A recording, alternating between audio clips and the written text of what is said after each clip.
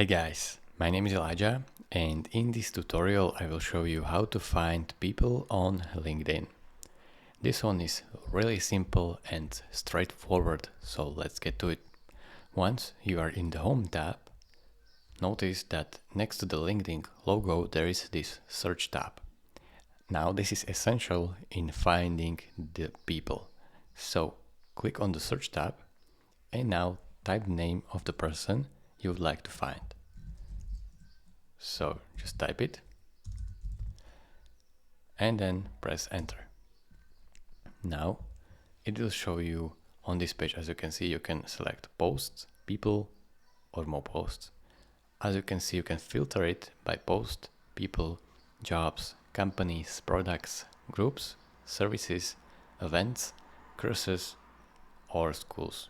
You can also show all filters right here and filter it even more. So once you type in your person, you can already see that it may already show up. So click on it and then go over to his profile like so. It is really simple to find anyone on LinkedIn.